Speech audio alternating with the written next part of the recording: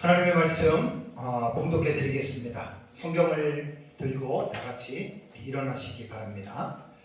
본문은 에베소서 1장 20절과 23절의 말씀을 제가 봉독해 드리겠습니다. 이것은 하나님의 말씀입니다. 그의 능력이 그리스도 안에서 역사하사 죽은 자들 가운데서 다시 살리시고 하늘에서 자기의 오른편에 앉히사 모든 통치와 권세와 능력과 주권과 이 세상뿐 아니라 오는 세상에 일컫는 모든 이름 위에 뛰어나게 하시고 또 만물을 그의 발 아래에 복종하게 하시고 그를 만물 위에 교회의 머리로 삼으셨느니라. 교회는 그의 몸이니 만물 안에서 만물을 충만하게 하시는 이의 충만함이라. 아멘. 앉으시기 바랍니다. 오전 예배에는 에베소서 1장 15절에서 이제 19절에 기록된 말씀을 제가 살펴보았습니다. 이제 우리말 성경으로 보는 거하고 또 헬라어 원문으로 보는 거하고는 많은 부분들이 내용이 다르다는 말이 아니라 이제 헬라어 원문에서 말하고자 하는 그 본래의 의미를 우리말 성경으로 번역하는 과정에서 미시문법적인 것들은 거의 다 살리지를 못해요. 그리고 문장에 대해서 이렇게 끊는 그런 것들도 상당히 원문에서 우리나라 번역으로 넘어올 때에는 상당히 여러분 그걸 정확하게 표현하기가 힘듭니다. 왜냐하면 지난주에 제가 에베소서 1장 3절에서 14절까지 말씀을 드렸는데 우리말 성경은 네 문장으로 이렇게 구분이 되잖아요. 헬라어는 한 문장입니다. 이게 상당히 지금 중요한 부분들이에요. 한 문장과 네 문장은 다른 거예요. 이제 그렇게 되고 이제 오전에 시작한 15절에서 이제 19절하고 이게 이제 한 단락이 23절까지거든요. 15절에서 우리말은 지금 세 단락으로 우리말 성경을 보면은 세 문장으로 이렇게 딱 구분이 됐는데 헬라어 원문은 한 문장이에요. 그러니까 15절, 19절, 22절, 23절. 헬라어 원문으로 보면은 15절에서 23절까지가 한 문장이에요. 한 문장인데 우리말 성경은 15절에서 19절까지를 한 문장으로 딱 잘라놓고요. 그 다음에 20절부터 22절까지를 또 한 문장으로 잘라놓고 나머지 23절을 또 한 문장으로 우리말을 이렇게 번역을 했습니다. 제가 지금 설교한 패턴이 우리말에 대한 이 부분으로 설교를 하는 거예요. 왜냐하면 이 15절에서 23절까지는 총 뭐예요? 한 9구절 정도 되는 거를 헬라 원문을 또 제 실력도 원문대로 쭉쭉쭉 하게 되는 거예요. 왜냐하면 그렇게 하면 되게 지쳐요. 제가 길성남 교수님하고 서상근 목사님이 이제 그 원문을 구문으로 분석해 놓은 것을 이렇게 보면 한눈에 봐도 제가 이제 그 PPT나 이런 걸로 해서 좀 우리가 영상으로 되면은 간단하게 이렇게 안 쓰고 찍어서 하면 제일 편한데 아직 이제 그게 아직 안 돼 있어가지고 제가 일일이 하는데 어쨌든 그 15절에서 23절까지는 우리말 성경에는 하나, 둘, 세 문단으로 이렇게 나눠졌는데 이건 우리말 성경에서도 설교자들 이렇게 하는 게 더 편해요, 사실. 그래서 제가 이제 이렇게 말씀을 드리는 거고요. 그래서 이제 이 15절에서 23절까지의 이 내용은 바울이 에베소 교회 성도들을 위한 감사와 그들을 위한 기도예요. 하나의 어떤 화제로 제목을 딱 잡는다면 바로 그러한 내용입니다. 자, 그런데 제가 조금 전에 봉독해드린 말씀에서 바울이 하나님의 능력인 그리스도에 관한 비밀에 대해서 교훈하는 내용인데 오전에 제가 설교 마칠 때 19절 말씀에 대해서 여러분들에게 말씀을 드렸는데 약간 제가 아리송하게 여러분들에게 말씀을 드렸잖아요. 그죠? 여러분 19절을 다시 한번 볼까요? 자, 19절 우리말 성경으로 본다면 그의 힘의 위력으로 역사하심을 따라 믿는 우리에게 베푸신 능력의 지극히 크심이 어떠한 것을 너희로 알게 하시기를 구하노라. 자, 보세요. 우리말 성경을 그대로 읽는다면 하나님이 베푸신 그 능력을 역사하심을 말을 해놓고 그 하나님의 능력으로 역사하신 그것이 믿는 우리에게 베푸신 능력의 지극히 크심이, 그러니까 우리말 성경을 볼 때는 하나님의 그 능력이 믿는 각 사람에게 지극히 크게 임했던 것을 알게 해달라는 식으로 읽을 수밖에 없죠. 그죠? 저도 옛날에는 이렇게 읽었고, 그래서 이제 5절에도 약간 제가 여러분들에게 마지막에 아리송하게 이야기를 하면서 이제 우리에게 주신 능력일 수도 있고, 그래서 이제 하나님이 우리에게 어떤 능력을 줬냐, 뭐 예수의 이름으로 뭐 병도 고치고 이런 것들로 풀어갈 수 있거든요.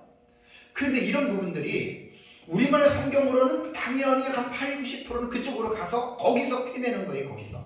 거기서 이제 그걸 가지고 우리는 하나님이 우리에게 무슨 능력을 줬느냐 이래가지고 하는데, 원문을 보면 제가 이제 박형룡 박사님 에베소서 주석 PDF 파일이 있고, 그 다음에 이제 길성남 교수님 거는 신대원에서 학생들 가르쳤던 강의안도 있고, 책도 제가 샀습니다. 그것도 있고, 그 다음에 이제 집에 또 주석들 여러 가지가 있으니까 시간 때문에 다는 못 봐도, 어쨌든 텍스트는 서상근 목사님하고 2018년에 1박 2일 동안 에베소서를 헬라어 원문으로 1장부터 6장까지 공부했던 내용이 있어요. 그거 이제 녹음 파일도 있고 그거 하고, 그 다음에 길성남 교수님 아주 에베소서를 20몇 년 동안 계속 다듬어서 학생들 강의하는데요. 그거 두 개만 해서도 충분해요. 그리고 저는 원어사전은 바이블렉스가 있기 때문에 솔직한 얘기로 웬만한 거 다른 거는 볼 필요가 사실 없을 정도로 아주 엑기스적인 그러한 내용들을 제가 가지고 있거든요. 그래서 우리말 성경을 볼 때는 하나님의 능력이 믿는 우리에게 베푸신 능력을 알아라, 거의 다가 이렇게 설교를 하는데, 서상근 목사님이나 길성남 교수님이나 박형룡 박사님 에베소서 주에, 그리고 제가 호크마나 또 몇 개의 주석들을 보면 우리말의 성경에서 오는 뉘앙스로 한 것이 하나도 없습니다. 여기서 충격을 받는 거예요. 왜 설교자들이 원문을 봐야 되느냐? 왜 원어를 봐야 되느냐? 우리말 성경에서 이 15절에서 23절이 한 문장인데 이것을 세 개로 갈라놨잖아요. 우리말은. 잘못됐다는 말은 아니에요. 우리의 어떤 학문적인 정서로 볼 때는 이게 훨씬 더 우리는 받아들이기 좋았고, 그래서 제가 이제 이렇게 또 설교를 하는 거예요. 한 문장이라도 이렇게 잘라서 하면은 듣기도 편하고 말하는 사람도 편하기 때문에 제가 말씀을 드리는 거예요. 자, 그렇다면 여기에서 제가 분명하게 원문으로 볼 때는 19절에 우리에게 베푸신 능력의 지극히 크심이 어떤 것을 너희로 알게 하신다라고 하는 말은 믿는 우리에게 베푸신 능력을 말하는 것이 아니에요. 우리말에서는 그렇게 보여도 원문을 보면은 20절 제가 봉독했잖아요. 20절에 딱 들어가면은 여기서 이제 딱 설명이 나와요. 이게 기가 막힌 겁니다. 자, 그러면 우선 20절부터는 기도의 내용이 아닙니다.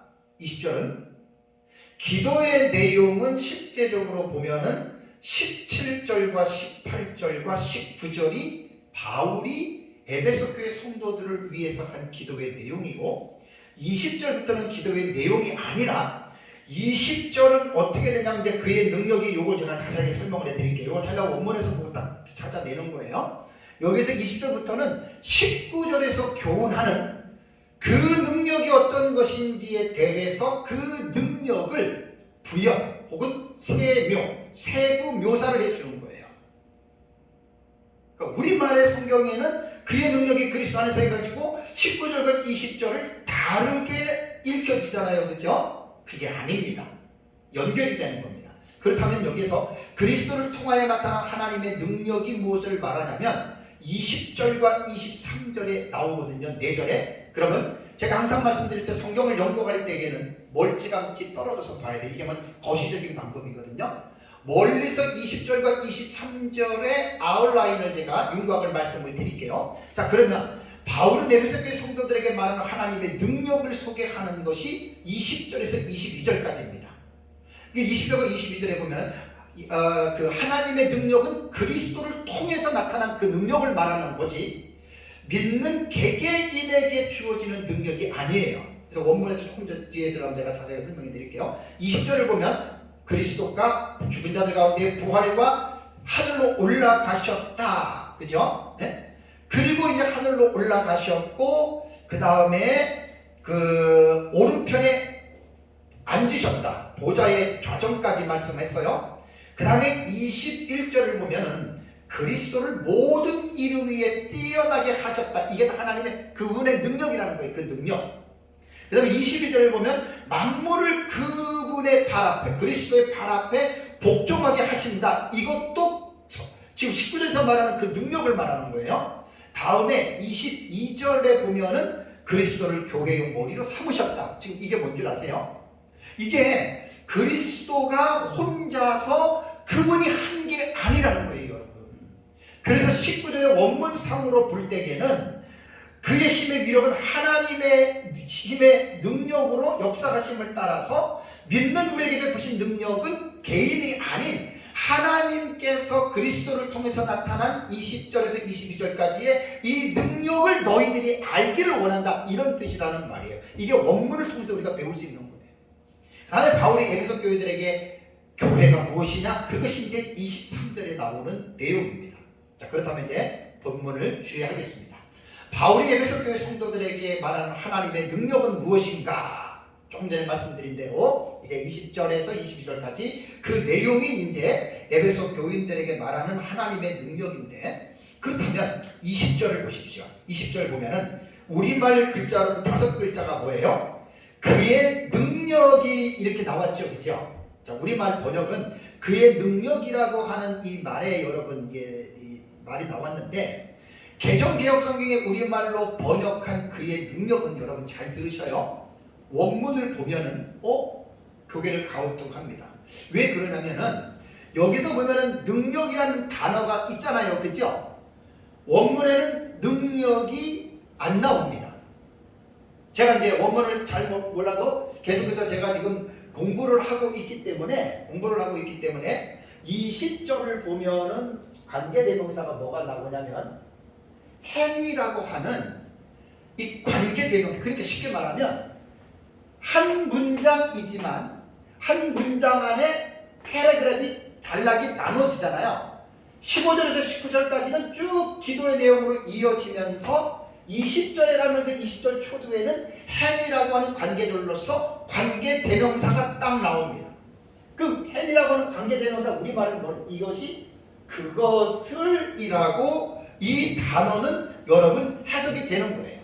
그러니까 원문으로 볼 때는 그것을이라고 이렇게 이야기를 해야 되는데 우리말에는 그의 능력이라고 하는 말은 그 관계대명사에서 말하는 그것을 풀어서 우리가 알기 쉽게끔 이해를 하게끔 쉽게 해서 그의 능력이라고 말을 했기 때문에 틀리지는 않아요. 틀리지는 않지만 제가 원어 멘토인 차상근 목사님하고 지난주 목요일인가 금요일에 1시간 정도를 통화를 하면서 내가 공부를 했어요. 개인 레슨을 받은 거예요.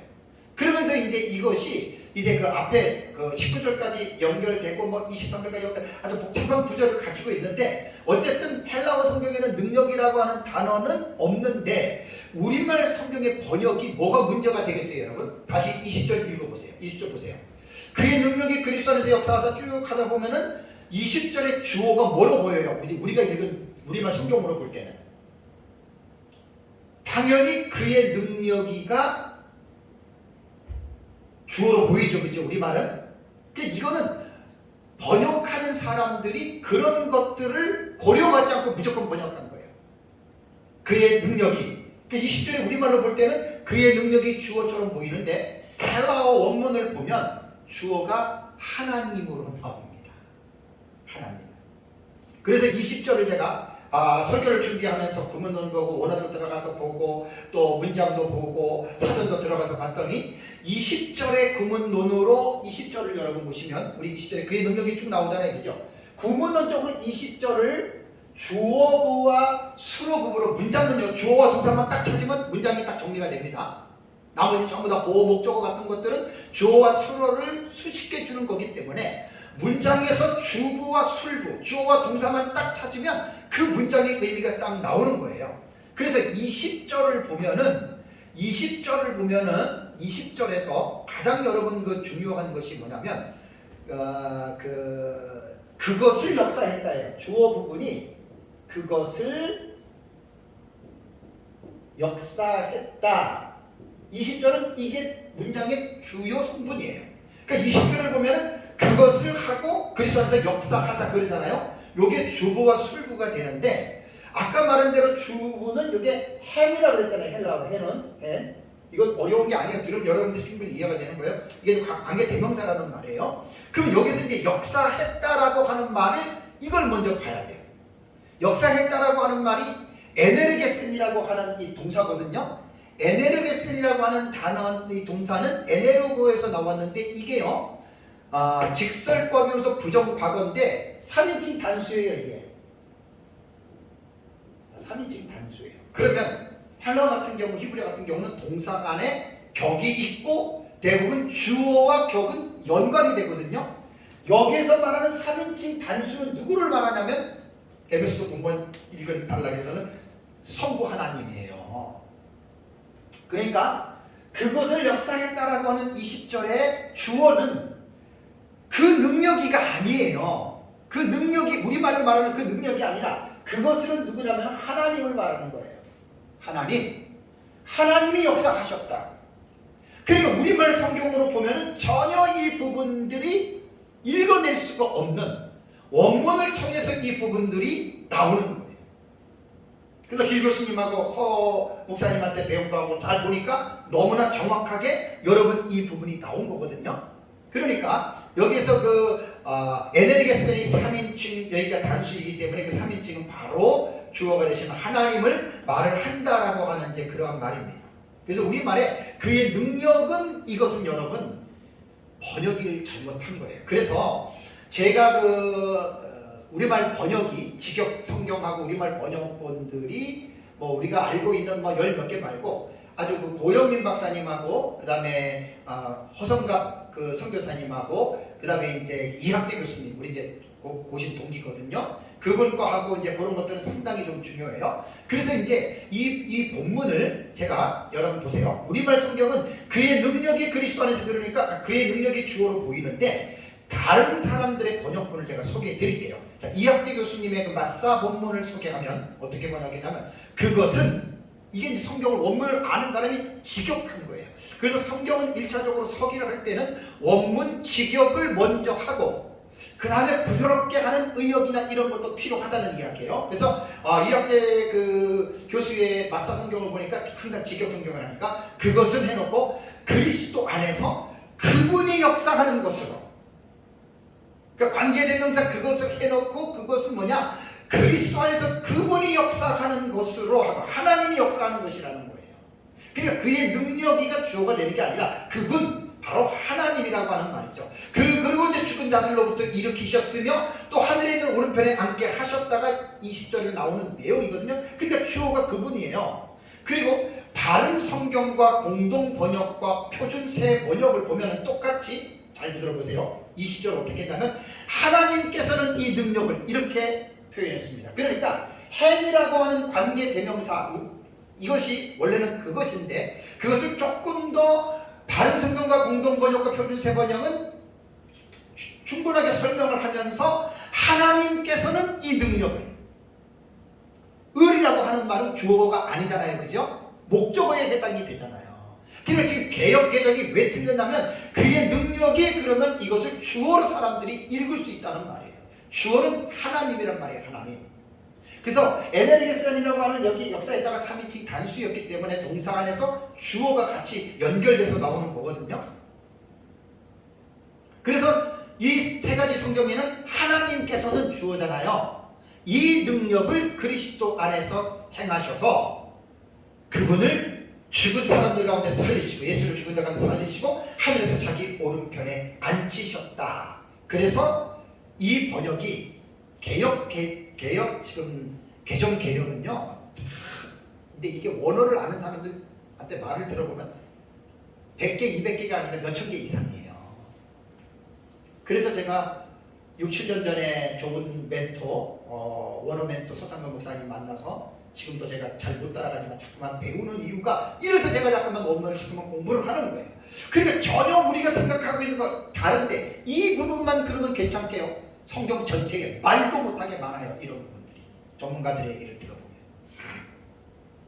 그래서 바른 성경과 공동 번역과 표준 세 번역에서는 주어가 하나님이고 능력이 목적으로 나오는데 개역 개정은 그의 능력이라고 하는 주어로 읽힐 수밖에 없는 이렇게 이 잘못 번역이라고 분명하게 봐야 됩니다. 그렇다면 그것을 행사했다.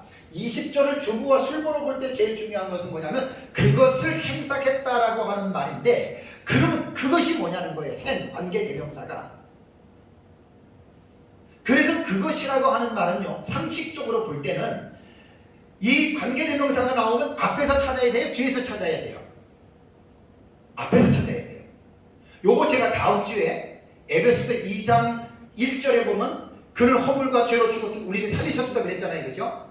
원문을 보면 그리고 너희를 이것밖에 없어요. 1절에는. 내가 이거 듣고 깜짝 놀랐어요. 그 살리셨다라고 하는 동사는 4절과 5절에 나오는데 이것은 상식적으로 볼 때는 그게 아나카 무슨 거 카타 무슨 뜻이 있는데 원래는 이게 관계대명사 같은 게 나오면 뒤에서 찾는 법이 없어요. 앞에서 찾아야 되거든요. 그럼 20절에 그의 그것이라고 하는 이것은 관계대명사는 안 문장에서 찾아야 되는데 여기서 그것은 뭐냐? 19절을 보면은 그의 힘의 위력이 있죠. 그죠? 여기서 하나 힌트가 나와요. 여기서 힘은 이스퀴오스입니다. 이스퀴오스. 여기서 하나 찾을 수가 있고 또 하나는 베푸신 능력 있죠. 능력. 여기에서 능력이라고 하는 말이 뭐냐면은 두나메우스라고 하는 이 단어예요. 여기서 찾아야 되는 거예요. 이 두 단어에서. 그래서 이제 선목사님 거를 보니까 여기서 이제 그것은이라고 하는 헨이라고 하는 관계대명사는 초반에 나오는 이스큐스로 보고 길성남 교수님 그 헬라어 파승해 놓은 거를 구문을 정리한 걸 보니까 여기서 능력이라고 해서 두나메우스로 이렇게 이것을 이야기를 하더라고요. 그러니까 보세요. 여기에서 그것을 이라고 하는 말은 이미 앞절에 19절에 능력이라고 하는 이 단어를 말해주는 거예요. 관계대명사가. 그러니까 우리가 성경을 읽을 때에는 문법이 필요 없는 게 아니라 문법을 하에서 성경을 읽어내야 돼요. 그리고 우리말에는 그것을 갖다가 그의 능력이라고 했으니까 원문을 모르면 거의 다가 이 본문은 잘못 읽고 그것을 갖다가 이제 우리 개인에게 하는 것으로 여러분 생각을 합니다. 그래서 이제 그렇다면 그의 능력이 이것은 개인의 능력이라고 원문상으로는 볼 수 없어요. 우리말 번역으로는 그렇게 생각할 수 있지만 아까도 말씀드린 대로 그 잘못 읽을 수 있는 어떤 그 확률이 많아요. 나는 옛날에 그렇게 읽었어요. 원문을 모를 때에는. 근데 학자들의 그 주석들을 보니까 그렇게 읽으면 안 됩니다. 그렇다면 이제 19절을 아까 제가 오전 예배 마지막에 그랬잖아요. 그의 힘의 위력이 역사하심을 따라 믿는 우리에게 베푸신 능력이 지극히 크신 어떤 것을 알게 하라 그랬잖아요. 그죠? 이거는 개인적인 게 아니에요. 이게 이제 그 능력이 20절 단락으로 넘어온 거예요. 지금 20절 단락으로 넘어와서 그렇다면 그 힘의 큰 능력은 무엇이냐?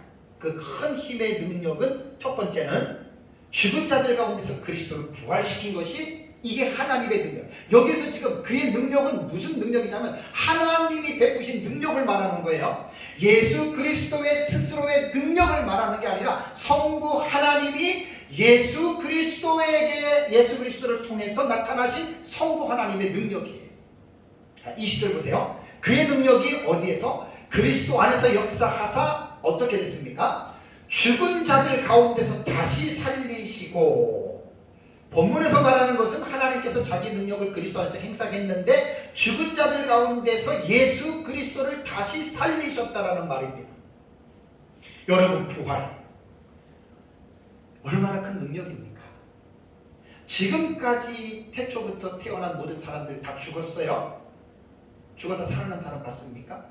일시적으로 살아나는 사람은 봤지만 그 살아나는 사람이 계속 살아있는 것 봤냐고요? 다 죽습니다. 그런데 예수 그리스도만 죽은 자 가운데서 다시 살아나셔서 지금 죽지 않고 하늘로 올라가셔서 지금 하나님 보좌권에 앉아 계시죠. 이게 바로 하나님의 능력이라는 말입니다. 그래서 고린도전서 15장 20절에 예수 그리스도께서는 부활의 first fruit, 뭐죠? fruit, 첫 열매가 되셨다라고 그렇게 고린도서는 말하고 있습니다. 바로 19절에 믿는 자들에게 베푸신 능력은 바로 하나님이 그리스도 안에서 그리스도를 살리신 그것이 바로 능력이다. 이거를 알기를 원했다는 거예요. 우리는 이게 뭐냐면 복음을 전하는 내용이거든요.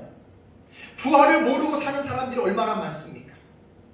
그러니까 부활을 우리는 전해야 되는 거예요. 믿지 않는다. 예수 믿으면 복 받고, 예수 믿으면 부자 되고, 예수 믿으면 자식 잘 되고, 이건 복음이 아니에요. 현혹을 시키는 거예요, 사람들을. 부활의 예수를 전해야 돼요. 부활의 예수. 그게 하나님의 능력이란 말이에요.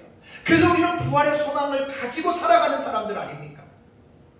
하나님의 부르심의 소망, 오전에 18절 말씀할 때 그 부르심의 소망 가운데는 부활의 소망이 들어가 있는 거예요.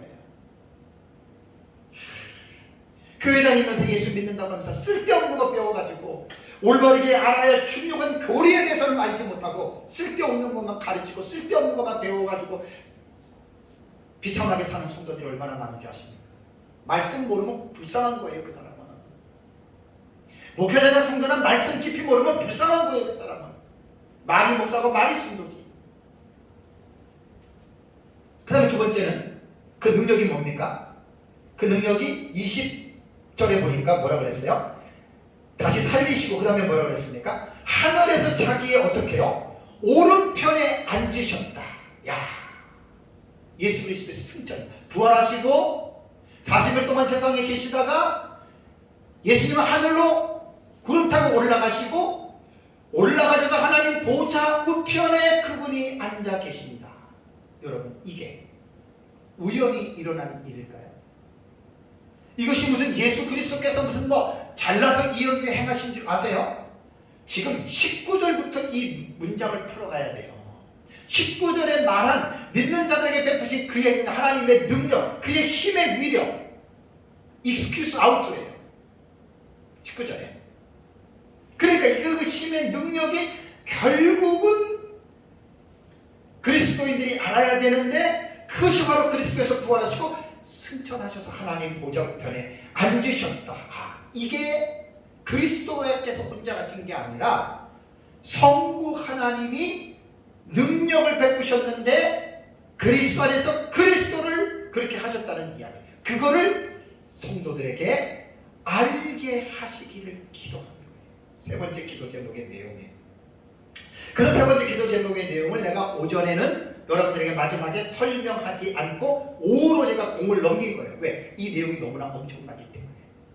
놀라운 사실은요, 예수님의 공생의 기간에 보면은 보세요. 마태복음 26장 64절에 예수께서 이르시되 내가 말하였느니라. 그러나 내가 너희에게 이르노니 이후에 인자가 권능의 우편에 앉아 있는 것과 하늘 구름을 타고 오는 것을 너희가 보리라.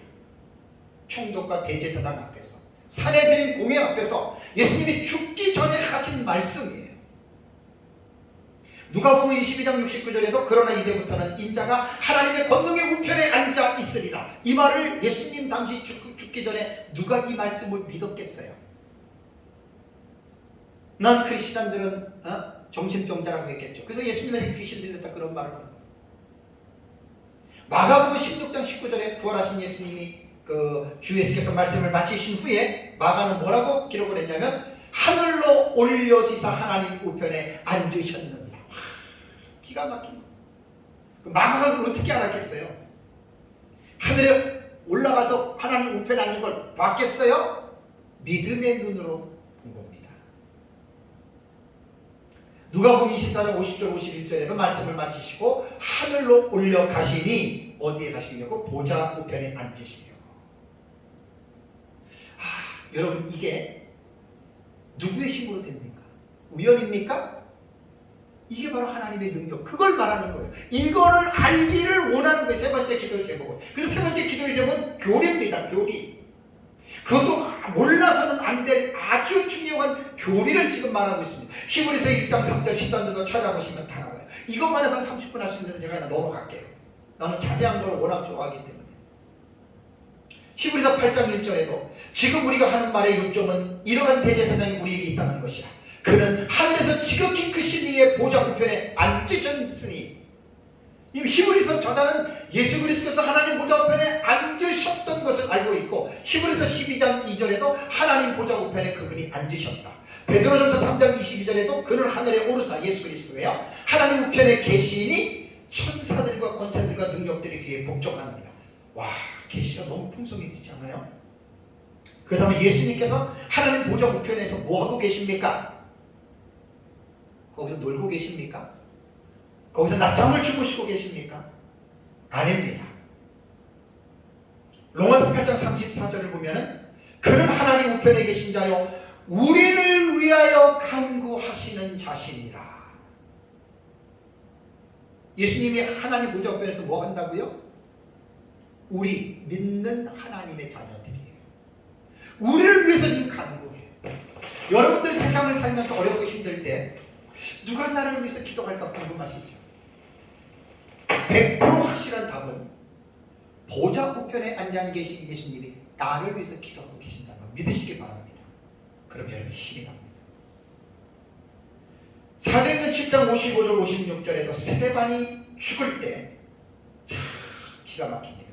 스데반이 성령이 충만하여 하늘을 우러러 주목하여 하나님의 영광과 및 예수께서 하나님 우편에 서신 것을 보고 뭐라고 말한 줄 아세요? 죽기 전에 봤어요? 보라 하늘이 열리고 인자가 하나님 우편에 서신 것을 보노라. 아주 특별한 상황입니다. 지금 스데반은 복음을 전하다가 돌에 맞아서 순교합니다. 죽기 전에 하나님이 스데반의 영안을 열어줬는데 스데반이 하늘이 열린 것을 보고 예수 그리스도께서 하나님 보좌 우편에 앉아있지 않고 어떻게 해요? 서 있어요. 자, 여기서 뭘 느낄 수가 있어요? 지금 스데반이 이 세상에 살면서 복음을 전하다가 목숨 닦이다가 죽는 순간에 보좌에 앉아 계신 예수 그리스도께서 벌떡 일어나서 스데반을 지금 영접하려고 하는 그 모습입니다. 복음을 전하다가 죽는다. 최고의 영광스러운 일입니다. 다음에 이제 21절을 보면은 21절을 한번 보세요. 모든 통치와 권세와 능력과 주권과 이 세상뿐 아니라 오는 세상에 일컫는 모든 이름에 뛰어나게 하시고 하나님의 능력이 이 부분입니다. 자, 21절과 22절에는 그리스도가 만유의 주고 만물 위에 계신 머리가 되셨음을 분명하게 말하고 있거든요. 여기서 보면은 그 모든 통치라는 말이 나와요. 이 본문에서 보면은 통치, 권세, 능력, 주권이라고 하는 이 명사가 4개가 나오잖아요. 그죠? 요 4개가 나오는데 여기에서 우리가 이제 뭘 봐야 되냐면 통치라고 하는 말은 뭐냐면 아르케라고 하는 단어입니다. 태초 혹은 시작으로도 번역이 되는데 요한일서 1장 1절에 태초에 요한복음 1장 1절에도 또 거기에는 태초가 아르케로 나옵니다. 이거는 아르케라고 하는 말은 3가지 차원에서 중요한 의미를 생각해야 돼요. 첫 번째는 시간적인 의미로 사용될 때의 시작이다, 출발을 말하고, 그 다음에 모든 것의 기본 원리, 모든 것의 기본 원리로 할 때 아르케라고 하는 이 헬라어 단어를 씁니다. 자, 예를 들어서 우주의 기원은 뭐지요? 탈레스는 우주의 근원을 뭐라 그랬어요? 물이라고 그랬죠. 물. 이게 바로 아르케라고 하는 말입니다. 아낙스메네스는 우주의 근원은 공기라고 말했습니다. 그럴 때 아르케는 바로 모든 것의 기본 원리를 말할 때 사용하는 단어고, 세 번째는 이 아르케는 지위에 있어서 말할 때 아르케를 씁니다. 통치권, 통치 영역, 권세 이렇게 할 때 이 아르케라고 하는 단어를 쓰는데, 오늘 본문에서 21절에 모든 통치라고 하는 말을 할 때에는 이 말은 본문에서는 세 번째 용례인 지위에 대해서 설명을 하는데, 여기에서 이 세상의 지위를 말하는 게 아니라 영적인 세력인 권세와 지배력을 말할 때 사용하는 단어입니다. 아르케. 두 번째는 권세, 엑수시아라고 하는 말도 이 세상에 있는 임금과 높은 위에 있는 사람들에게 대한 권세를 말을 하지만, 본문에 기록된 이 엑수시아는 영적인 세력들을 가르칩니다. 그러니까 곧 하늘에 있는 영적인 존재들을 말하죠. 다음에 능력이라고 하는 디나미스도 힘, 세력, 역량으로 번역이 되는데, 이 본문에 나온 이 디나미스도 이 세상의 힘과 세력을 말하는 것이 아니라 영적인 존재들을 말을 합니다. 영적인 존재들. 고린도전서 15장 24절에도 그 후에는 마지막이니 그가 모든 통치와 모든 권세와 능력을 멸하시고, 이게 영적인 세력을 말하는 거예요. 베드로도 3장 22절에 보면은 그리스도를 어떻게 묘사했냐면 그는 하늘에 오르사 하나님 우편에 계시니 천사들과 권세들과 능력들이 그에게 복종한다. 능력들, 이게 바로 영적인 존재로 말하는 겁니다. 다음에 주권이라고 하는 단어, 퀴리오테스라고 하는 이 단어도 통치권으로도 번역이 되는데요. 신약 성경에 4번 나오는데 이것도 이 세상에서 말하는 통치권을 말하는 게 아닙니다. 그러니까 21절의 통치와 권세와 능력과 주권은 이 세상에서 사용이 되어지는 용어이기는 하지만 그것이 이 세상에 있는 존재들을 말을 하는 것이 아니라 영적인 존재들을 말을 한다. 이걸 여러분들이 꼭 기억을 하셔야 됩니다. 그 다음에 21절을 보시면 모든 통치와 권세와 능력과 주권과 그 다음에 뭐라고 했습니까? 이 세상뿐 아니라 오는 세상에 일컫는 이라는 말을 하죠. 여기서 보면은 이 세상이라는 단어보다는 시대로 번역하는 게 좋습니다. 이 시대뿐 아니라 오는 시대까지도, 그러니까 그 다음에 뭐지요? 일컫는 모든 이름 위에 뛰어나게 하시고. 참 여러분 놀라운 일입니다. 성경을 개인의 주관적인 의미로 믿는 사람들, 저 시간 동안 지난주도 말씀드렸지만 성경이 나에게 무엇을 말씀하느냐, 꼭 나에게만 초점을 맞추는 사람들에게는 별로 중요한 말씀이 아닐 수가 있어요. 왜냐하면 19절에 믿는 우리에게 베푸시는 그 능력의 크심이 그리스도를 통해서 나타나는 능력이거든요. 우리가 그 그리스도를 나타나는 능력 때문에 우리가 다 혜택을 입었음에도 불구하고 개인의 주관적인 어떤 적용을 원하는 사람들에게는 별개잖아요. 지금 예수님에게 다 지금 이게 해당이 되는 거거든요. 이 시대뿐 아니라 오는 시대에 이르기까지 모든 존재들이, 이름을 가진 모든 존재들이 어떻게 해요? 그 존재들보다 모든 이름 위에 누구를 뛰어나게 하셨다는 거예요? 예수 그리스도를 높였다는 이야기예요. 와, 기가 막힌 말입니다.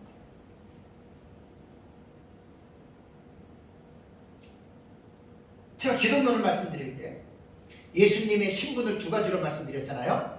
비하의 신분과 승기의 신분, 곧 낮아짐의 신분과 높아짐의 신분이 예수 그리스도에게 있어요. 이 기독론에서 되게 중요한 말이거든요. 이 교리예요. 빌립보서 2장 1절부터 쭉 뒤에 보면은 1절부터 뒤에 보면은 그리스도께서 낮아지신 비하의 신분과 그다음에 높아지신 승기의 높아진 신분이 나와요. 그 본문이 텍스트예요. 그러니까 예수님께서 지금 오늘 본문에 뭐냐면 가장 높여주셨다는 거예요. 하나님이 이 시대와 오는 시대에 이르기까지 이 세상에 존재하는 영적인 세계, 물질적인 세계 모든 이름 위에 바로 예수 그리스도의 이름을 높이셨다. 가장 높이셨다는 말입니다. 근데 제가 설교를 준비하면서 어떤 인사이트가 오냐면 우리는 대부분 보면은 예수님의 부활, 승천, 재림 이런 것만 생각하잖아요. 근데 제가 하나님이 조명을 해준 게 뭐냐면 예수님께서 높아지시기 이전의 신분을 잊어버리면 안 돼요. 어떤 사람이 세상에서 성공했어요. 박사학위를 받고 막 성공을 했어요. 근데 딱 들어가서 뒷면을 보니까 그 사람이 박사학위가 되기까지 옆에서 희생한 대부분 아내의 노력이, 희생이 담겨져 있잖아요. 만약에 주변에서 누가 아내가 보필을 하거나 누가 공부하는데 돈을 대주지 않으면 어떻게 자기가 그 박사학위를 받을 수가 있겠냐고요. 그러니까 박사학위를 받은 것에만 사람들이 좋아하지 않는데 그 사람이 학위를 받기까지 정상적으로 공부했던 그 과정을 잊지 말자는 거예요. 그러니까 그리스도께서 높아지신 승기에 대한 일부분을 강조하기보다는 아까 말씀드린 대로 그리스도의 비하의 신분을 우리는 잊어서는 안 된다는 거예요. 이걸 제가 좀 강조하고 싶어요. 히브리서 12장 2절을 보면 믿음의 주여 또 온전케 하시는 이인 예수를 바라보자 그러면서 그는, 예수는 어떤 분이에요? 그 앞에 있는 기쁨을 위하여 십자가를 참으사 부끄러움을 개의치 아니하시더니, 이것이 전제가 된 거예요. 하나님 보좌 우편에 앉으셨느니라. 하나님 보좌 우편에 처음부터 앉은 게 아니라 이 세상에서 십자가를 참고 부끄러움을 개의치 않고 거절하지 아니하고 십자가를 짊어지고 죽으셨기 때문에 그분이 하나님 보좌 우편에 앉는 승기의 높은 자리에까지 그분이 올라갈 수 있었다라고 하는 말입니다. 우리가 하나님의 은혜와 하나님의 복을 받고 하나님의 나라 천국에 들어가는 게 그냥 값없이 그냥 쑥쑥 들어가는 게 아니에요.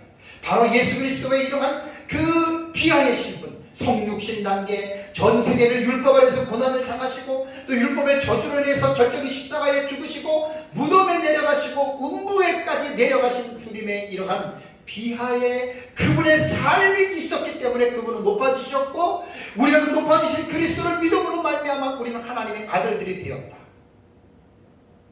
아들들이 되는 것만 믿지 마시고 아들이 되기 위한 그 전에 있었던 과정들을 결코 잊지 마시기를 바랍니다. 이것이 모든 만물 위에 그 이름을 뛰어나게 했다라고 하는 말이 누구의 능력이라고요? 19절에 말하는 하나님의 능력입니다. 그래서 19절을 잘 이해를 하셔야 돼요. 우리말 성경으로 읽는 사람들은 거의 다가 개인의 주관적인 능력으로 읽어요.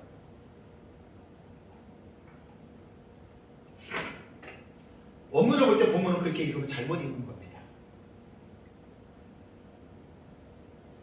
다음에 하나님의 능력이 그리스도 통해서 어떻게 나타났느냐? 22절 보십시오.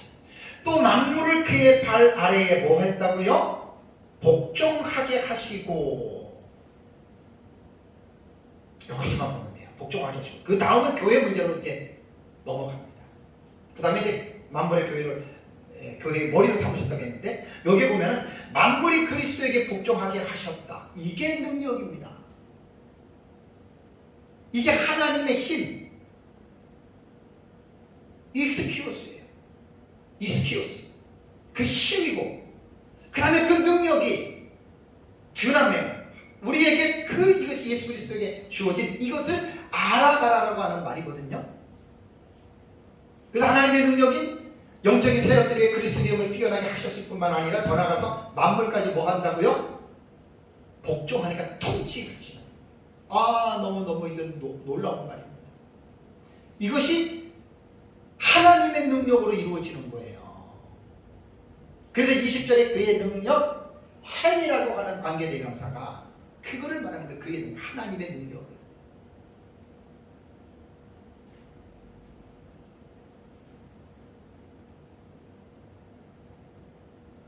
그렇다면 만물이 그리스도의 발 아래 복종케 하신다는 말은 1장 10절 지난주 설교했죠. 하늘에 있는 것이나 땅에 있는 것이 어떻게 해요? 다 그리스도 안에서 통일, 이것과 같은 의미예요. 여기서 통일된다라고 하는 말이 아나케팔라이 오마이라고 되게 중요한 단어라고 했습니다. 이것이 하나님의 뜻의 비밀이고 하나님이 지금 이 일을 이루어지고 가는 거예요. 여기서도 똑같은 의미로 생각하면 딱 맞습니다. 지난주에 설교했던 내용을 여러분들이 상기하시면 오늘도 이 본문은 그렇게 풀어가면 됩니다. 자, 여기 보면 만물을 그 발 아래 복종하게 하셨다. 만물은 모든 것, 하늘에 있는 것이나 땅에 있는 것, 모든 것들이 그리스도의 이름 앞에, 그분 앞에 지금 복종하게 하신다. 그래서 아까 베드로전서 3장 22절에 그는 하늘에 오르사 하나님 보좌 우편에 앉아 계시니 그랬죠. 천사들과 권세들과 능력들이 천상에 있는 영적 존재들입니다. 그에게 복종합니다. 그래서 예수는 만주의 주요 만왕의 왕이시라는 말입니다. 그런데 한 가지 궁금한 게 의문이 생깁니다. 그렇다면 하늘에 있는 천군 천사가 다 그분에게 복종하는데 이 세상에 존재하는 사탄은 그러면 어떻게 되느냐? 여러분, 사탄이 그리스도의 이름에 복종합니까? 안 합니까?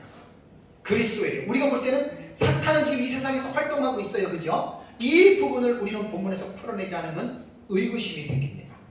자, 분명한 것은 뭐냐면 사탄의 세력은 하나님의 한시적인 허용 안에서 사탄이 심판받을 때까지는 하나님의 섭리 속에서 제한적으로 사탄의 활동은 이루어진다. 이걸 꼭 여러분들이 아셔야 됩니다.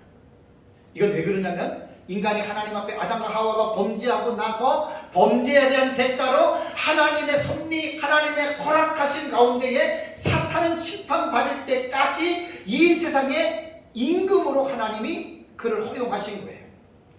그건 다 우리들의 죄에 대한 대가가 있기 때문에. 그래서 에베소서를 읽으면 에베소서에 나타난 교훈 중에 제일 마지막 교훈이 뭔 줄 아세요? 1장에 하나님의 전신 갑주를 입고 누구랑 싸워라? 마귀와 싸워라. 그렇게 말해요. 그래서 사탄은 예수 그리스도 앞에는 꼼짝을 못하지만 이 세상에서는 한시적인 허용 안에 심판을 받을 때까지는 제한적으로 사탄은 움직입니다. 그래서 이제 만물의 온전한 복종, 아나케팔라이오만이라고 하는 통일로 번역된 게 이제 요약으로 번역이 되어야 된다고 했습니다. 이것은 종말적 주제를 가지고 있기 때문에 마지막 세상이 심판을 받을 때 그때 이제 통일이 완전하게 이루어지는 거예요. 그리고 여기에서 만물이 이제 복종한다라고 하는 말도 똑같은 거예요. 그러니까 예수 그리스도께서 십자가에서 죽으시고 부활하셨어요. 그러면서 예수 그리스도 앞에서 부활하고 승천을 하셨을 때 이미 만물의 복종은 시작했습니다. 이미 천상에서 어떻게 해요? 복종했죠. 예수님 공생애 때에 마귀와 사탄이 예수님 앞에 어떻게 됐어요? 복종했죠. 예수님 앞에서 벌벌 떨잖아요. 예수님 말씀하면 쫓겨나가잖아요. 그 예수님 앞에서는 복종이 이미 시작이 됐고, 그러나 아직은 완성되질 않은 거예요. 만물이 복종하는 것도. 그럼 지금은 뭐지요? 진행이에요. 그러니까 아나케팔라의 오마이랑 같은 의미로서 우리는 시간적인 만물의 복종에 대한 이 부분들을 우리는 분명하게 여러분 이 부분을 생각을 해야 됩니다. 개역 그 다음에 22절 보세요. 그 다음에 복종하게 하시고 그 다음에 뭐지요? 그를 예수 그리스도를 만물 위에 교회의 머리로 삼으셨느니라는 말이 있죠. 개정 개역 여기서 잘못 번역된 점에 대해서 길상남 교수님이 여기서 지적을 하더라고요. 뭐냐면 예수 그리스도를 교회의 머리로 주셨다라고 우리말은 번역을 했지요. 이게 틀리다는 거예요. 학자가 볼 때는. 왜 틀리느냐? 여기에 보면은요, 교회의라고 하는 요 22절에 보면은 22절에 교회의 머리로라고 하는 말이 뭐냐면 이게 그 테에클레시아라고 하는 단어입니다. 이게 좀 뭐 제가 이게 좀 쓸게요. 에클레시아인데 여기에 보면은 이렇게 돼 있어요. 점이 이렇게 찍혀 있어요. 이게 뭐냐면 그 역격이에요. 이게 역격. 단어를 분석해 보면 이게요. 역격이거든요. 역격은 뭐지요? 뭐뭐에게 혹은 뭐뭐를 목적격이잖아요. 그죠? 역격은 그렇게 해석을 해야 되는데 지금 우리말 성경은 뭐로 번역이 됐어요? 교회 뭐라고요? 의라고 말했어요. 의는 뭘 말하는 거예요? 이 조사가 소유격이잖아요. 나 이거 보고 깜짝 놀랐어요. 그러니까 원문을 보지 않으면 우리말 성경을 보면은 오해되는 게 100가지, 200가지가 아니라 수천 수만 가지가 나온다 그 말이에요. 이 말은 우리말 번역이 잘못됐다, 볼 필요 없다 그런 말 그렇게 오해하면 큰일 나요. 그런 뜻은 아니에요. 전체적으로 문맥의 의미들은 잘 번역이 됐는데 이러한 미시문법적인 부분들은 우리말 성경에는 번역할 수가 없었다는 이야기예요. 그래서 원문을 잠깐만 봐야 된다고 하는 말이에요. 그러면 여기에서 분명히 원문에는 뭐냐면은 에클레시아라고 하는 말은 역격인데 소유격으로 우리 성경은 지금 번역했잖아요. 소유격으로. 그러니까 역격으로 번역하면 여기 뭐냐면은 만물 위에 교회에 그죠? 교회에게 머리로 삼으셨다. 이게 지금 소유격이냐 아니면 역격이냐에 따라서 확 여러분 내용이 달라집니다. 이게 뭐냐면 그리스도가 만물 위에 계신 머리입니다. 여러분 잘 생각하셔야 돼요. 근데 이게 어려워서 제가 상당히 많이 좀 이렇게 이 문장을 제가 스터디를 했습니다. 자, 예수 그리스도가 만물 위에 계신 여기 보면 또 만물을 그를 만물 위에라고 있잖아요. 그러니까 예수 그리스도는 보세요. 만물이 있어요. 만물. 모든 하나님의 필요 세계가 있어요. 이 만물 위에 예수님을 뭐로? 머리로 삼으셨잖아요. 그런데 여기에서 보면은 만물의 머리이신 그리스도가 교회의 머리로 주어졌다는 것인가? 아니면 교회의 유익을 위해서 그가 교회에게 주어졌다는 것인가? 이거 잘 생각하셔야 돼요. 이 스콥이 달라요. 범위가 달라요. 찰스 하치라고 하는 학자는 이렇게 표현했다고 합니다. 기성원 교수에 보면 전자의 의미로 해석했습니다. 뭐냐면 예수 그리스도는 만물의 머리라는 말이에요. 그러면 상식적으로 좀 비교하면 교회라고 하는 말은 만물 안에 있는 거예요. 그러니까 만물은 모든 것을 포함하는데 교회는 만물 안에 하나에 소속된 하나님의 특별한 에클레시아예요. 에다, 회중, 하나님의 부른 모임이거든요. 그러면 교회의 머리라고 하는 말은 범위로 볼 때는 좁지만, 그죠? 교회 좁지만 만물의 머리라고 할 때는 모든 피조 세계에 해듭니다. 어떤 것이 여러분 훨씬 더 스케일이 크게 들릴까요? 만물의 머리로 본문을 해석하는 것이 가장 성경을 여러분 올바르게 우리가 이해한다라고 하는 사실입니다. 그래서 찰스 하치는 뭐라고 얘기를 하냐면 교회도 만물에 속한 실체이기 때문에 만물의 머리인 그리스도는 또한 교회의 머리다. 이 말이 제일 정확한 해석입니다. 좁게 예수님은 만물하고는 상관이 없는 교회에만 머리다. 이거는 상당히 틀린 겁니다. 우리말 성경에도 보면 만물을 그의 발 아래 복종시키고 그를 만물 위에라고 하는 말이 나오기 때문에 만물을 포괄하고 있다라고 하는 사실입니다. 그것이 이러한 주장이 매우 논리적이고 타당해 보인다라고 하는 거 우리는 본문 속에서 여러분 이것을 읽어낼 수 있어야 됩니다. 그러니까 만물의 머리이신 그리스도가 교회에 주어진 것은 결국 뭐죠? 교회의 유익을 위함입니다. 그러니까 교회가 그리스도의 머리 되심의 수혜자가 됐다는 말입니다. 만물의 머리로서 그리스도는 교회를 지키고 보호하시고 교회로 하여금 하나님의 전신갑주를 입고 하나님의 자녀들이 악한 영들과 싸우도록 지금 주님은 교회의 머리로서 계속해서 지상의 교회들에게 주님이 지금 말씀하고 있다고 합니다. 에베소서를 보면 이 내용들이 얼마나 깊이 있게 묘사된지 모릅니다. 그래서 이제 에베소서를 잠깐 뒤에 있는 것을 여러분들에게 말씀을 드리면 하늘에 오르신 그리스도는 교회를 위하여 일꾼들을 세우시고 교회가 온전히 성장하게 해 나가십니다. 4장 7절에서 16절. 그 다음에 교회를 충만하게 채우십니다. 이게 1장 23절에 나왔고 마침내 교회를 거룩하고 흠이 없게 영광스러운 자기의 신부로서 하나님이 세우신다. 5장 26절에서 27절에 이런 내용들이 나옵니다. 저도 이 견해를 동의합니다.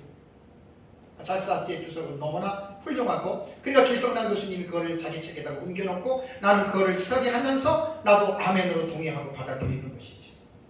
신약성경에 유일하게 그리스도를 만물 위에 계신 머리로 소개하는 것 이게 에베소의 특징이에요. 골로새서에도 사도 바울이 그리스도를 교회의 머리라고 하지만 이제 정사와 권세의 머리라고 또 이렇게 골로새에서 나오지만은 에베소처럼 직접적으로 뭐 만물의 머리라고 하는 이런 부분은 나와 있지를 않아요. 다음에 마지막입니다. 예수 그리스도의 몸인 교회입니다. 예수 그리스도의 몸인 교회입니다. 23절을 볼까요? 마지막인데 교회는 그의 몸이니 만물 안에서 만물을 충만하게 하시는 이의 충만이니라 라는 말이 나오죠. 자, 사도 바울이 23절에서 말한 이 말에서 실제적으로 원문을 보면은 교회라는 단어 여기도 안 나옵니다. 헤티스라고 하는 그 관계 대명사가 나와요. 23절에는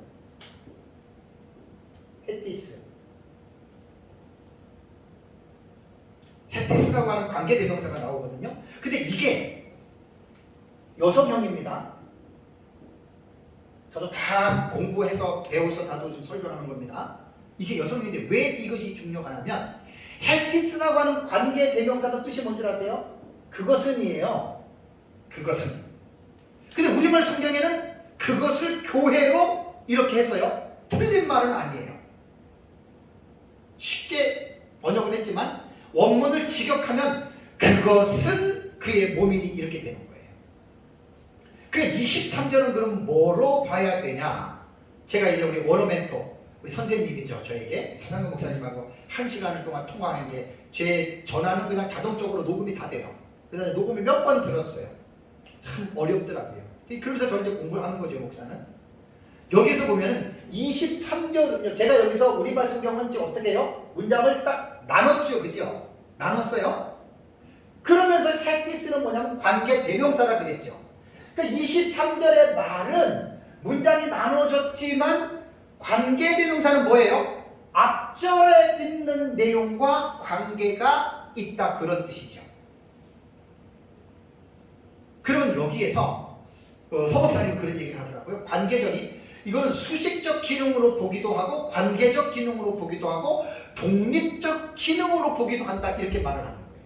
그럼 보세요. 우리말 번역을 볼 때는 교회는 그의 몸이니라고 말을 할 때에는 앞에의 것과 그 교회와 연관이 있어서 관계별로 보기도 하고 수식적인 기능으로 보지만 대부분 어떤 사람들이 이것을 독립적으로 봐요. 그러니까 앞에 거는 상관없이 그냥 교회에 대한 말이다 이렇게 말을 하거든요. 근데 그것은 아니에요.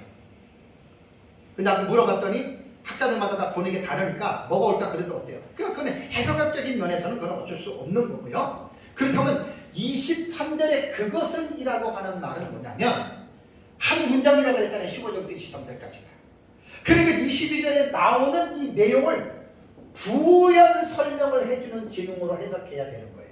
그 부연 설명으로 해석할 때 헤티스라고 하는 그것이 여성형이라고 그랬잖아요. 그럼 상식적으로 볼 때 앞에 절에 22절에 여성형으로 나오는 명사가 뭔지를 찾아봐야 돼요. 그것이 뭐냐면 에클레시아입니다. 헬라어 원문의 22절 맨 마지막에 에클레시아라고 하는 교회가 딱 단어가 들어가 있는데 이 단어가 여성 명사입니다. 그러니까 헤티스라고 하는 이 그것은이라고 하는 말은 뭐냐면 22절에 교회를 수식해 주는 거예요. 그래서 원문상으로 볼 때 23절의 주부와 술부는 그것은 몸이다 이거예요. 그것은 몸인데 그 몸이 이제 만물에서 만물을 충만하게 하신 충만. 이게 되게 어려운 지금 문장이거든요.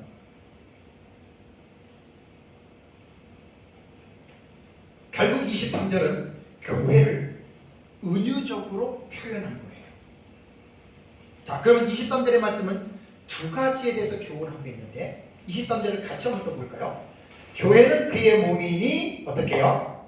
만물 안에서 만물을 충만하게 하시는 이의 충만이다. 여러분 이게 무슨 뜻인지 아세요? 되게 어려워요. 아무리 읽어도 이거 해석하기 힘들어요. 만물을 충만케 하시는 이의 충만이다. 이게 도대체 무슨 말일까요?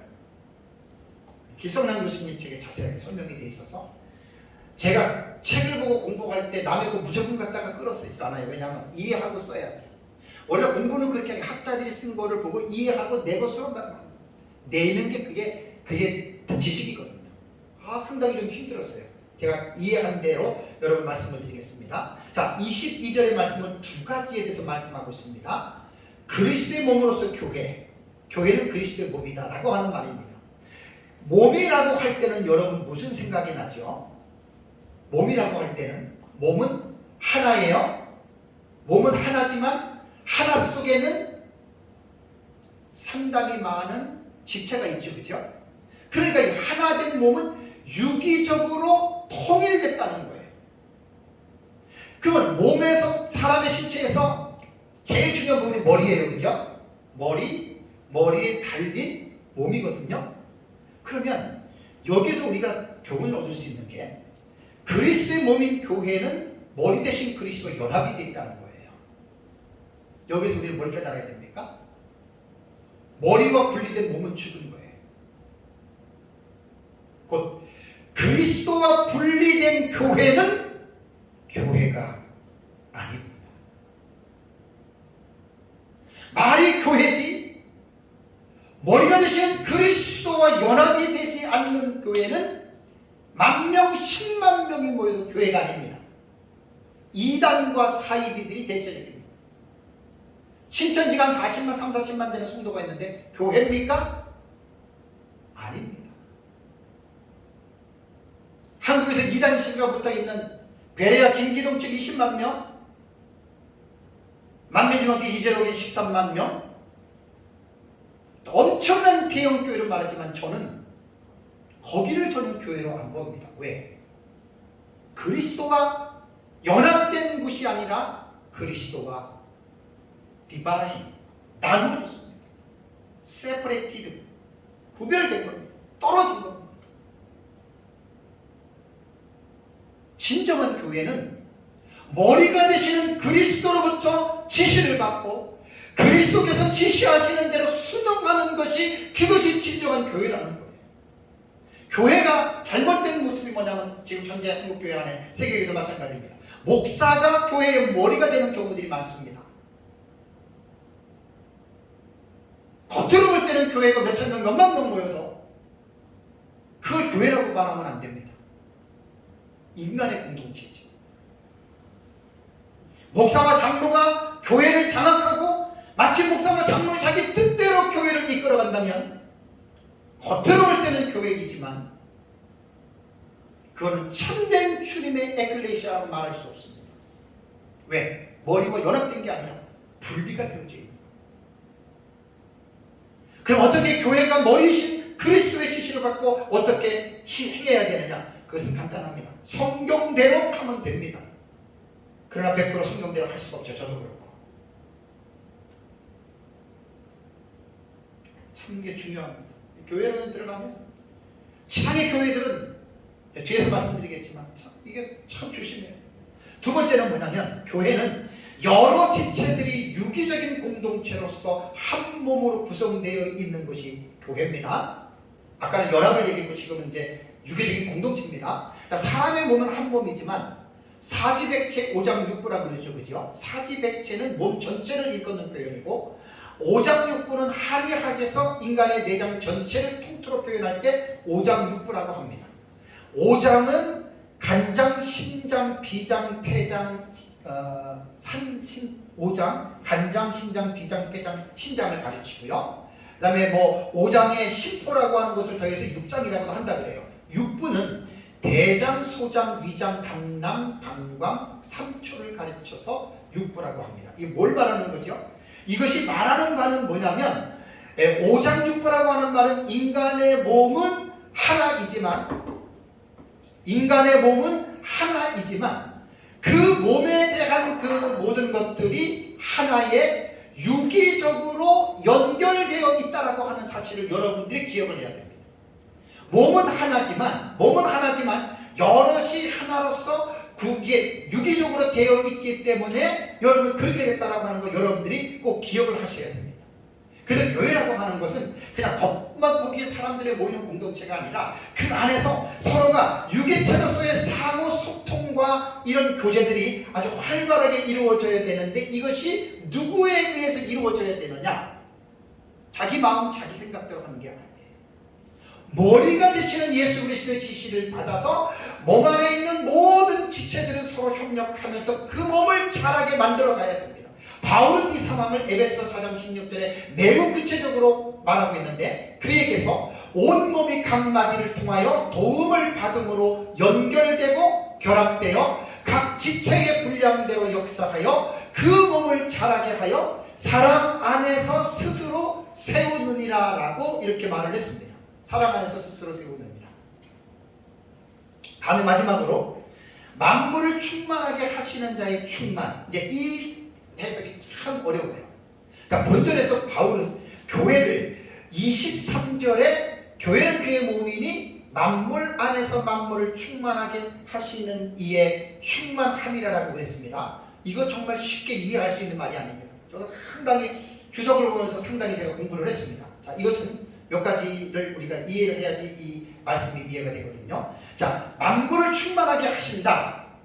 충만의 의미는 뒤에 하겠습니다. 우선 이제 가장 기본적인 윤곽을 잡기 위해서 만물을 충만하게 하시는 자가 누구냐 이거부터 따져봐야 됩니다.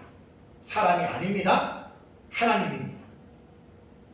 바로 본절에서는 만물을 충만하게 하시는 자는 승천하신 그리스도가 말한다. 왜? 교회의 머리가 누구? 만물의 머리가 누구라 그랬어요? 그리스도죠. 만물의 머리로 세우신 분이 누굽니까? 하나님이지요. 만물의 머리와 교회의 머리로 세우신 것이 그것이 바로 하나님의 그 힘의 능력이란 말이에요. 그분의 하나님의 능력이라는 말이에요. 그러니까 본문을 잘 보면은 만물을 충만하게 하시는 자는 바로 성자 그리스도께서 이 일을 하시는 것이다. 그 다음에 두 번째는 만물을 충만하게 하다라는 말은 무엇일까요? 이게 아까 말씀드린 대로 1장 10절에 아나케팔라이오마이 통일한다, 요약한다라는 뜻이라고 했어요. 그게 하나님의 뜻의 비밀인데 그것과 정말 비슷합니다. 자, 예수님께서는 부활하시고 승천하시고 하나님 보좌 우편에 앉으시면서 이미 만물을 충만하게 하시는 일이 벌써 시작이 됐죠. 그죠? 지금 진행 중이에요. 여기서 보면은 충만이라고 하는 단어를 어떻게 해석하느냐에 달려있다고 했죠. 몇 번 읽어봤어요. 충만이라고 하는 말은 폴레로마라고 하는 이 헬라어 단어인데 명사, 주격, 중성, 단수예요. 해석학적인 면에서는 그 길거수님이 두 가지를 얘기했더라고요. 이건 이제 해석을 하는 거예요. 서기를 했으면 원문을 봤으면 그렇게 설교자가 해석을 해야 돼. 이거 무슨 뜻이냐 해석하는데 두 가지로 말하더라고요. 능동적으로 이해할 것이냐 수동적으로 이해할 것이냐. 이게 되게 중요해요. 달라집니다. 뜻이. 능동적으로 해석하면 충만하게 하는 것이다 이렇게 되는 거예요. 수동적으로 해석하게 되면 충만하게 하는 것이고, 능동태는 충만하게 하는 것이고, 수동태로 해석하게 되면 충만하게 된다는 거예요. 그러니까 내가 하는 것이냐 아니면 타에 의해서 되느냐. 이걸 읽고 제가 몇 번 읽어봤어요. 그렇구나. 칼빈 같은 경우에는 능동적인 의미로 그리스도의 충만이라고 하는 충만하게 하는 이라고 이렇게 했다 그래요. 그래서 교회가 그리스도를 충만하게 하는 것으로 나름 일리는 있지만 이거는 조금 문제점이 있더라고요. 자세히 하다 보니까 시간이 한 10분, 20분을 넘어가야 될 것 같아서 제가 좀 줄인 거예요. 수동적인 의미가 가장 타당합니다. 왜냐하면 충만하게 되어져야 하는 것은 그리스도가 아닙니다. 그죠? 그리스도의 몸된 교회가 충만하게 되어져야 된다는 거예요. 그래서 에베소서 안에 교회가 충만해져야 한다는 명백이, 충만해져야 한다는 이 사실이 명백하게 에베소서 안에 담겨져 있어요. 3장 19절에 보면 그 너비와 길이와 높이와 깊이가 어떠함을 깨달아 하나님의 모든 충만하신 것으로 너희에게 충만하게 하시기를 구하노라. 교회가 충만하게 하시기를 구하는 거예요. 4장 13절에도 우리가 다 하나님의 아들을 믿는 것과 아는 일에 하나가 되어 온전한 사람을 이루어 그리스도의 장성한 분량이 충만한 데까지 교회에게 하시는 말씀이거든요. 그 다음에 성령 충만에 대해서도 에베소 5장 18절에 술 취하지 말라 예방당한 것이니 오직 성령의 충만함을 받아라. 그리스도가 충만하게 되는 게 아니라 교회가 충만하게 되어준다라고 하는 말입니다. 이런 점으로 미뤄볼 때 플레로마라고 하는 이 단어를 수동적인 의미로 충만하게 되는 것으로 우리는, 그래서 교회는 그의 몸이니 만물 안에서 만물을 충만하게 하시는 이에 충만합니다. 충만하게 하시는, 물론 우리말에도 수동적인 의미로 되어져 있는데 학자들은 이제 이것을 능동적으로 또 이렇게 해석한 사람이 칼빈도 그랬다고 하더라고요. 근데 이거는 우리가 수동적으로 보는 것이 여러분 가장 우리가 올바르다고 봅니다. 그래서 교회는 그리스도에 의해서 충만하게 되는 것이다 라고 하는 말입니다. 예수 그리스도께서 성부 하나님으로부터 성령을 받아서 교회는 충만하게 성령이 부어졌죠. 이것이 실현된 것이 사도행전 2장에 나오는 오순절날 성령의 충만함을 받은 사건입니다. 그리스도가 교회를 성령으로 충만하게 하신 것은 교회를 그리스도의 자신으로 충만하게 하신 것과 다름없어요. 그래서 능동태로 해석한 학자들의 주석들을 보니까 이러한 의미로 인볼브를 시켜놨기 때문에 이것도 틀린 것은 아니라는 말이에요. 나름 일리가 있다는 말이에요. 이것은 많은 어떤 그 설명이 필요한 그러한 내용들입니다. 근데 이게 수동태로 우리가 해석하기에 있어서 분명하게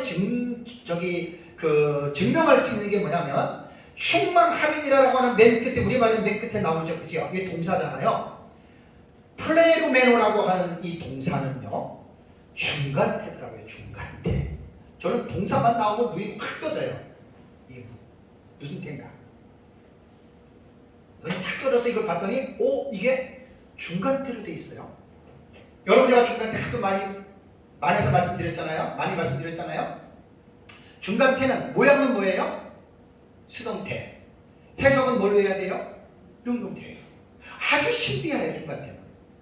그러니까 만물을 충만하게 한다라고 하는 말이 지금 중간태인데, 중간태는 뭐냐면 자기 자신을 위해서 자기가 하는 거예요. 중간태 해석은. 그러니까 보세요. 충만케 하는 것은 수동적인 의미로 해석해야 된다고 했습니다. 그리스도께서 교회를 충만하게 채우세요. 근데 왜 그리스도께서 자신의 몸을 충만하게 채우지요? 누구를 위해서? 중간태니까 자기 자신을 위해서 그분이 교회를 충만하게 채우십니다. 너무너무 참 감격스러운 계시입니다. 한 가지 분명히 알아야 할 사실은 그리스도로 충만케 된 교회는 계속 충만하게 되는 게 아니에요.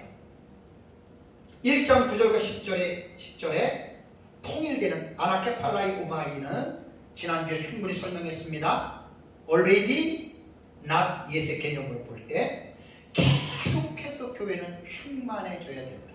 이것은 교회 스스로가 충만하게 되는 것이 아니라 그리스도에 의해서 성부 하나님과 성자 예수님께서 양자의 영이신 성령 하나님을 통해서 교회는 충만하게 계속적으로 점진적으로 충만함이 이루어지다가 예수 그리스도의 재림과 천년왕국과 새하늘과 새 땅 예루살렘을 통해서 그 충만함이 완성이 되고 그 그리스도 안에서 보이는 하늘에 있는 것과 땅에 있는 모든 것들이 아나케팔라이 오마이 통일되는 것이 바로 종말론적인 주제로서 이것이 완성되어진다라고 하는 그러한 사실입니다.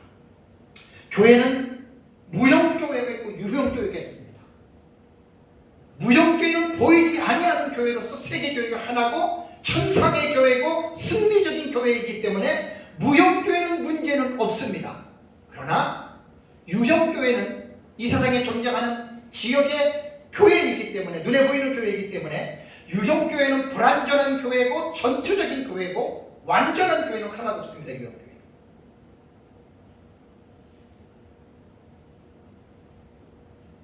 본문의 말씀은 유형교회를 두고 하는 말이냐 무형교회를 두고 하는 말이냐 어떤 것을 두고 하느냐에 따라서 분명한 해석과 설명이 필요합니다. 사랑하는 성도 여러분, 에베소서 1장 15절에서 23절의 단락은 바울이 에베소 교회의 성도들의 믿음과 사랑의 소식을 듣고 하나님께 감사를 드렸다는 기도의 내용이죠. 그리고 에베소 교회 성도들을 위해서 간절히 기도하는 것은 지혜와 계시의 성령께서 에베소 교회 성도들에게 하나님이 어떤 분이신지를 계속해서 알아가기를 위해서 기도했습니다. 그리고 성령께서 그들의 마음의 눈을 밝히셔서 지혜와 계시의 성령이 마음의 눈을 밝히셔서 자신들을 부르신 그 부르심의 소망이 무엇인지를 알게 하고 그렇게 기도했고 또 성도 안에서 그 기업의 영광이 풍성함이 무엇인지를 바울은 기도했고 그 다음에 그 힘의 능력으로 에베소 교회 성도들에게 주신 능력이 무엇인지 알기를 기도했는데 그 능력이 바로 그리스도에게서 나타난 하나님의 능력이다. 부활과 승천과 하나님 보좌 우편의 좌정과 하나님 높아진 그리스도를 이 시대와 오는 시대에 이르기까지 모든 이름 위에 그리스도의 이름을 뛰어나게 하시고 만물을 그리스도의 발 아래 복종하게 하시고 예수 그리스도를 교회의 머리로 삼으셨고 교회는 그리스도의 몸이고 그리스도는 만물 안에서 만물을 충만하게 하시는 만주의 주가 되신다라고 하는 것이 에베소 1장 15절에서 23절의 이 단락에서 나오는 그러한 내용입니다. 에베소에 있는 이 말씀의 내용을 잘 깨닫고 또 이 말씀대로 믿고 믿을 뿐만 아니라 이 말씀대로 특별히 기도의 실천에서 우리의 기도의 범위를 넓혀 나가시고 순종하면서 하나님께 영광 올려드리시기를 주님의 이름으로 축복합니다. 다 같이 함께 기도하겠습니다.